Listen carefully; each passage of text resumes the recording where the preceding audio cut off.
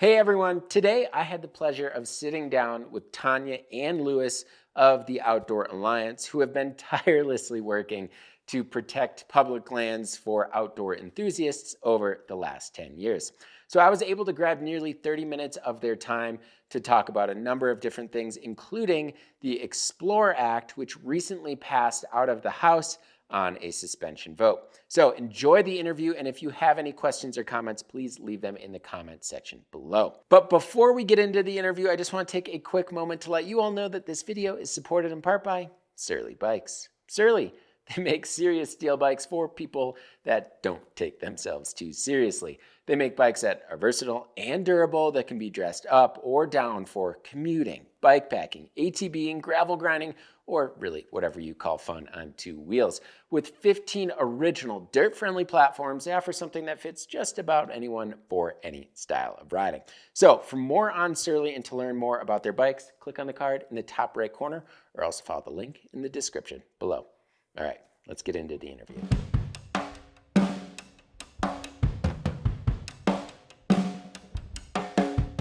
All right, Tanya and Lewis, thanks for joining me. Can you just briefly explain your role with the Outdoor Alliance, how you kind of got into this conservation work, and tell us just a little bit about yourselves. I'm Tania Lown-Hecht. I am VP of Communications and Strategy at Outdoor Alliance. Lewis and I have both been at Outdoor Alliance for about 10 years, around the time that it became a 501c3. And we're both in the Pacific Northwest. I'm in Portland, Oregon. I'm Louis Geltman. I'm the VP for Policy and Government Relations. And yeah, I live in Whitehaven, Washington. I grew up in Washington, D.C. My main outdoor avocation growing up was whitewater kayaking. And, that really, for me, I don't know, it just gave me all these amazing experiences and this love of the outdoors. And I, just kind of knew that I wanted to do something in the conservation space. So eventually I went to law school out in Portland, and that was kind of what allowed me to make the jump into doing this work. So when was the Outdoor Alliance kind of established? How big is the team? And give us maybe a broad example or just a kind of a broad overview of what the Outdoor Alliance does on kind of a day-to-day basis. We were first an idea really in like 2006. We became a registered 501c3 10 years ago in 2014. But before then, we were a good idea. We're a coalition of 10 different outdoor recreation advocacy groups, most of them national, that represent mountain bikers, paddlers, backcountry skiers, climbers, hikers, surfers. Am I missing anyone, Lewis? Mountaineering group. And so, before we were actually an organization, we were a coalition of groups that were working together, bringing things to lawmakers in Washington, D.C. to try to have more of an impact. Because if you have just climbers going to a lawmaker, just skiers going to a lawmaker, they're seeing you one by one. But if you come all together and say, hey, collectively, we represent millions of outdoor recreation users, you get a lot more done on the Hill. So we were initially formed to just work on a few issues together. It was like, we'll take the low-hanging fruit that all of these different groups have in common and, advocate for these things. And we just never ran out of low-hanging fruit. And over the years, we've grown quite a bit. Our team, we have 9 people on our team now. When it started, Adam, our CEO, was the founding executive director. I was the first person he hired. Lewis had been there before me working on contract. So we've all been around basically since the beginning.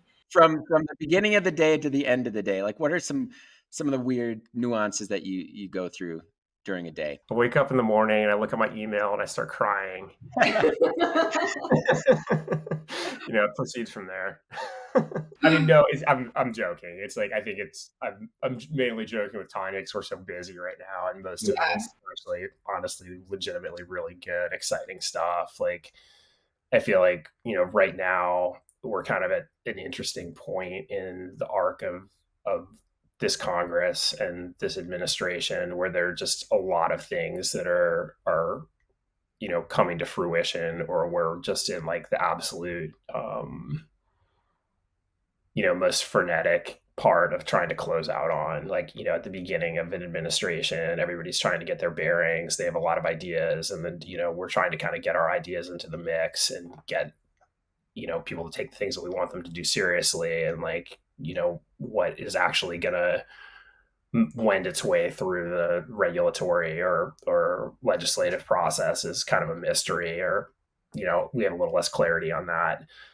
But at this point, 3.5 years into the Biden administration, 18 months into this Congress, the universe of the possible is pretty clear. And a lot of these ideas that we've been working on with the administration for, like since the beginning, their final rules coming out right now that are things that we're really excited about, like BLM's oil and gas rulemaking, which for the first time is helping to screen proposed oil and gas leases for conflicts with recreation resources. Like, huge deal, something we've been building towards for years. BLM's public lands rule, which is really going to make conservation much more priority on BLM lands managed for multiple use. That was just finalized like a week ago.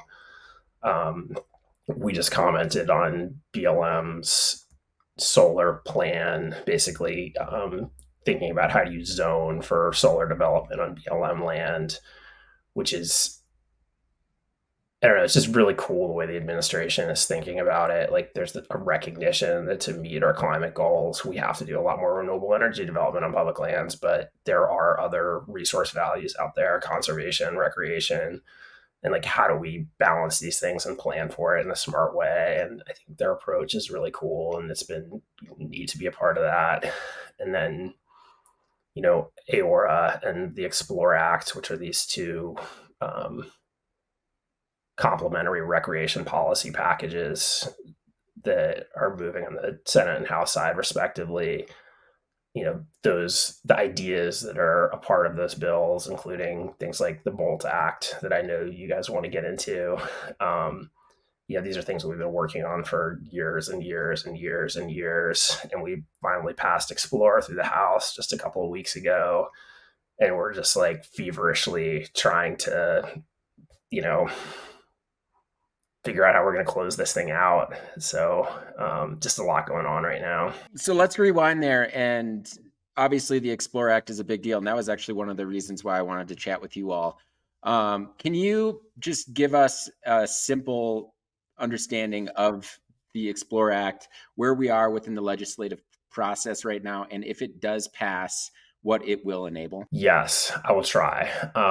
It's a long, long laundry list of like individual bills that many of which we've worked on for, years and years and years and years. It's things like making sure that when the agencies like BLM and the Forest Service do their land management planning, they're going out and inventorying for important recreational resources and taking that information into account when they're doing their planning, which seems like basic, but is, takes some prodding sometimes. The SOAR Act, which helps simplify this Byzantine process for facilitated access providers. So that would be like outfitters and guides, but also organizations that are trying to, help kids have their first experiences in the outdoors. So like making that process a little bit easier to navigate so we can like provide these opportunities for people who might not otherwise be exposed to them. The Park Act is in there, which is a big deal for us. That has to do with protecting fixed anchors for wilderness climbing. And then the BOLT Act, which facilitates the completion and designation of long distance biking trails on public lands. Can you give us, if you know one off the top of your head, maybe a proposed long distance bike trail that's out there? My colleagues at IMBA have really been like much more immersed in those details than I have. I know like the Mattahay is one that's been on the list for IMBA for quite a while. Just to kind of go back to the Explore Act as a whole, where are we then in the legislative process, and what needs to be done to kind of get that through to the finish line? So on the Senate side, the package is called AORA, America's Outdoor Recreation Act, and I would say it's like 85% the same as what's in Explore. And the Senate moved first on this, on, which is somewhat unusual, and they passed it out of committee last year, and nothing further has happened yet. I think they've been waiting to see what happened on the House side before they make any next moves over there. The Explore Act, went through a series of hearings in the House Natural Resources Committee. They had a markup and voted it out of committee, and then it just passed the full House in early April. So now we're in this phase where essentially the House and the Senate have to like come to some agreement. This all happens sort of like informally for things that are not it's like you sort of get like the Schoolhouse Rock version of this, where it's like they each pass their version and then it goes to conference and then they like appoint conferees and they iron it all out and then it goes to the floor again. For things that are not of like sort of the utmost importance to members of Congress, like it happens much more informally, and that's what's happening here. So the House has passed this package, and now they're just sort of talking informally with their Senate counterparts to kind of finalize the package. And I think it's still a little hazy what the ultimate like end game is here. And that's part of what's like giving us anxiety right now is it's so hard to get floor time on the Senate side in particular to pass anything. That most often the way these things end is there's an agreement and then they get tacked on to something else, like some big thing, like an omnibus spending bill or the defense reauthorization. Right.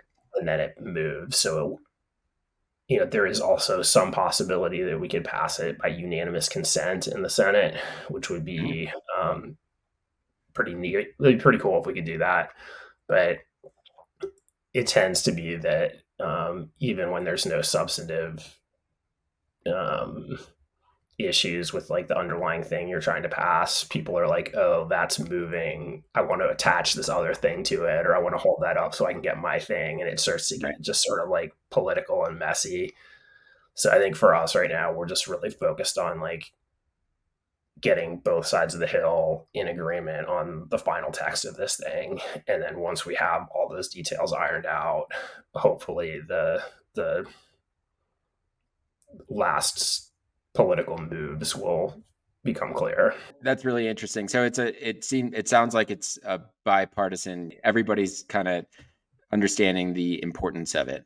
Super bipartisan, super deep support. And like the thing that's kind of wild is just like something where, you have that level of support that it's still so unbelievably hard to like navigate the dynamics of the hill to finally close out on something. And like I'm feeling pretty good that we're going to be able to do that. Like I'll be pretty gutted if we don't, but it's we're not done. This all needs to be done by election day, or what's like, when does the Senate and the House stop working? When does this need to be finished by? So, I mean, technically, it would, to finish without having to take a huge step backwards, we would need to finish by like the beginning of January when the next Congress comes in, depending on what happens in the election and everybody's sort of appetite at that point for political deal cutting.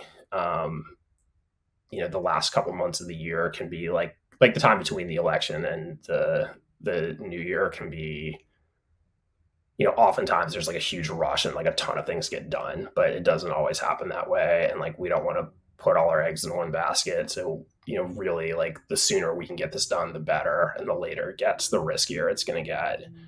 So I'm not going to be surprised if it doesn't happen until the end of the year, but I'm going to, I think we're all going to do everything we can to get it done sooner than that. All right. So what's kind of some of the strategies that you all employ at Outdoor Alliance when dealing with policymakers? Yeah, I mean, there's a lot of different things that you need to do to get a piece of policy to pass. And one of the big things that we do from like a front facing end is that a lot of people, like people who like outdoor recreation or like the outdoors, who like bike packing, like they might want to be involved and speak up to their lawmakers and tell them what they like and what they want their lawmakers to do. And lawmakers are always looking to their constituents and voters to get direction on how, what their voters think, how they should be voting on things, or at least what's going to be non-controversial, what they won't get in trouble for. So like a lot of what we do is just bring that information to people who like the outdoors. Like politics, they're not really easy to follow, right? Like Louis has been working on different iterations of the Explore Act for like almost 10 years now. And it takes a long time to like build a bill and, do multiple revisions, get support from a lot of offices, get support from advocates, and it can be really slow. And so a lot of what we do is just like bring that to people and say, hey, this is what this is, it's happening, here's how you can help, here's how you can make a difference, speak up. And we have like easy tools so you can write to your lawmakers. So that is like a big piece of how we get stuff done, is we're helping bring outdoor recreation voices to members of Congress. That really moves things along. We're building right now like a grass tops advocacy program. Grass tops are people who have like a little more sway, maybe with a lawmaker. Maybe they run a local recreation organization or they own a local business. They have some like representative power. So we're training up a bunch of folks who are leaders in the outdoor recreation community so that they can go to their lawmakers and speak up for stuff. And then, in the most complex end of it is like Louis and our joint policy shop, which is a collection of policy directors from all of our 10 member organizations. And they meet weekly. We met this morning and they're talking through like, okay, what's going on with policy right now? Like who's voting? What are the packages that things might move on? What do we need to write a letter on? What are people saying? Have you talked to this office? So it's like, you're engaging on multiple fronts to try to reach policymakers, both like directly working with their offices and also indirectly in terms of helping the outdoor community, speak up and bring their voices. And sorry, there's hammering downstairs. I'm impressed with your focus. Oh yeah, well, it's like dealing with politicians, I'm sure, a little bit. A little. All right, so kind of moving on to just a general question here. With the increase of outdoor recreation and bikepacking, how does the Outdoor Alliance kind of approach the challenge of balancing the growth of these activities while also trying to protect natural landscapes and wildlife habitat? Totally. No, that's a good question. I mean, I think broadly, our theory of the case in a lot of ways has been that the biggest threat to public lands and conservation generally is people not caring. And, outdoor recreation, people coming to, have these experiences in the outdoors is what helps people begin to develop this like care and appreciation for the outdoors and the stewardship ethic. And I think, certainly organizations and, groups like your all's, like, I think, we all have a part to play in helping make sure that people who do come into these activities do cultivate that stewardship ethic and a sense of responsibility for the places that they're recreating. On a more sort of specific level, I think that we're always ready to defer to conservation values and wildlife and legitimate need. But I think the way that we think about that generally is that if there do need to be restrictions on recreational activity or recreation access, what we're looking for is for those restrictions to be like as tailored as possible. So like one example would be climbing closures for raptor nesting. And, what the climbers are really looking for there is like, they're like, yeah, totally. Like we're out, we're not going to bother the birds, but like, let's make these closures as temporally limited as needed, right? Like there's like a time of year when those closures are necessary and there's a time of year when they're not. So like, let's have those closures in effect only for that time of year. So like, that would be an example of like, we're looking for like spatially tailored, temporally tailored, whatever is needed to like meet the necessity. We want those restrictions to be based on sound science. We want some public process around making those decisions. And then we want restrictions to be equitably applied across user groups. So if there's a landscape where we say like, it's important that we limit the number of people here, we don't say, okay, we're going to limit the number of people by banning bikes. Like that's not equitably applied across user groups, right? So like that's generally how we're thinking about it. But when it's when there is legitimate conservation necessity, we're ready to yield, I would say. I'm sure you guys are aware of the Utah's BLM updated travel management plans. And just recently, Moab published their new travel management plan. I think it was earlier this year, maybe it was ended last year, and they actually shut down a ton of roads within that within their travel management area, the Moab area at least. And so currently, they ended up shutting down one of the routes that one of the bikepackingcom routes, and I've been in touch with them, chatting with them, and they've been super helpful, super nice. But they're also currently updating the what is it, the San Rafael Swell travel management plan, and we have a bunch of routes in that zone. So are you all privy to these updates? Do you chat with the BLM regarding these updates? Provide any input at all? That's an interesting question. And like, I would say that travel management is not something that we've been like an outdoor alliance that we've been super immersed in. Like some of our member organizations have more involvement there. Typically, like as you recognize there, like the travel management process is really about, I don't want to say limiting motorized use, but like sort of making sure that there's a sustainable network of routes and areas for motorized use. And so like, I feel like bike packing, you guys are like in an interesting place because there's like some reliance on these motorized use, or like mixed use roads, trails, whatever.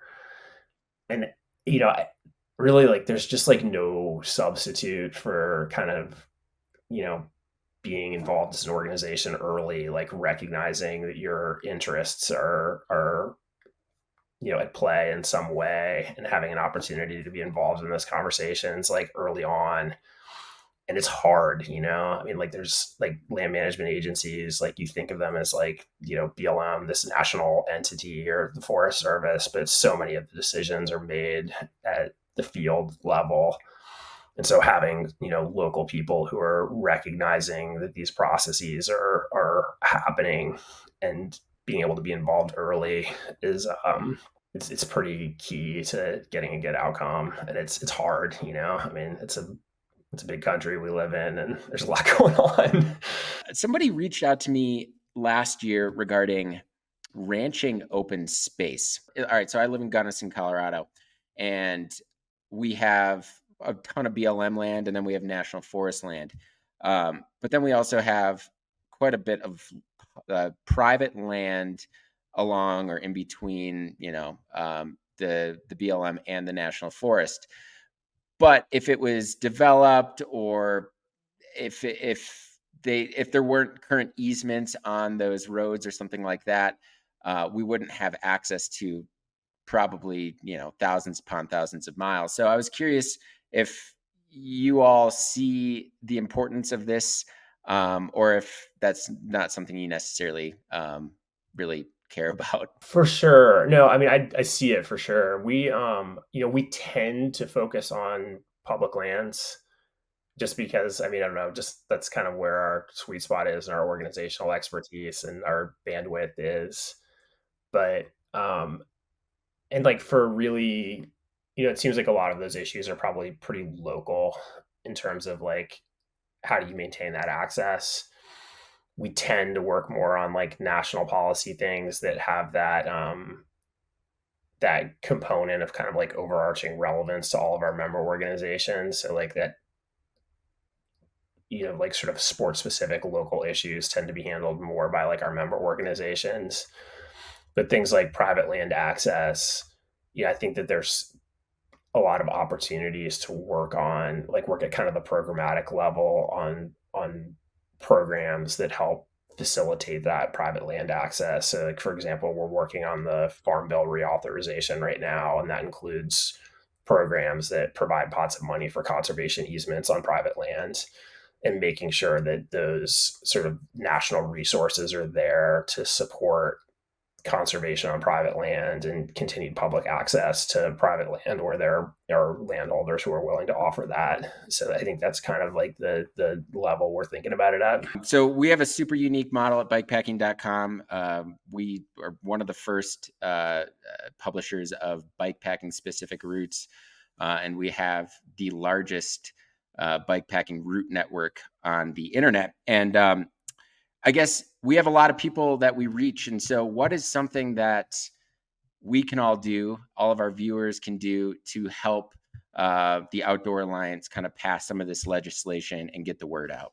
Well, yeah, thanks for offering that. I think that the thing that people could do, not just to help us, but to help you and help yourselves, right, is to just write your members of Congress and say, hey, I heard about the Explore Act. I'm really excited about it.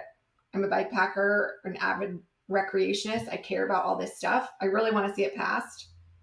Please do something about it. Go for it.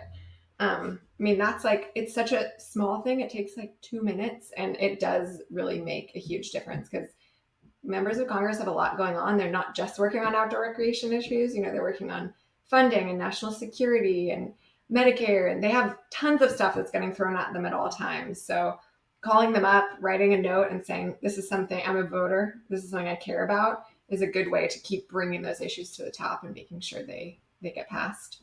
And we're happy to share we have a tool that makes it really easy to write your members in just like a couple minutes. I'm happy to share that with you. But yeah, I mean, direct outreach to lawmakers is far simpler than you think, and it makes a much bigger difference than you think. And I mean, to tie that back together with some of the things that we were talking about earlier, like the travel management issue in Utah, or, just how we do our work generally, it's like, for folks to get on like our email list or the email list of IMBA or other organizations that are really like following these issues and can kind of give you targeted opportunities to get involved. It just like, it makes a huge difference in how we do our work. Like, my colleagues and I are going to DC and having these conversations, but nobody cares what I think just because I'm, it's like what makes them care is having heard from their constituents. It's like when people are reaching out to their members of Congress consistently and saying that these issues are a priority and these are your values around public lands, access, conservation. That's what makes them want to hear from me about how we can like get into the weeds and kind of work through some of these thornier problems. And, none of us are, nobody's ambition is to like pummel your inbox with a bunch of like needless email or give people things to do that don't make a difference. It's like when we ask folks to, write to their members of Congress, it's like, it's really, really important. It really is what makes it possible for us to do our work. So, thank you guys who are doing it. And if you're not, please do. The Outdoor Alliance website, and it is super easy. You guys pre-write everything. All you have to do is put your name in, and you can actually type custom messages if you want, but I'll definitely link that in the description below as well. Cool. I guess we'll wrap up with, is there anything else that you want to share? And what's the one kind of piece of legislation, it might be obvious here, but that you would like to see passed by the end of the year?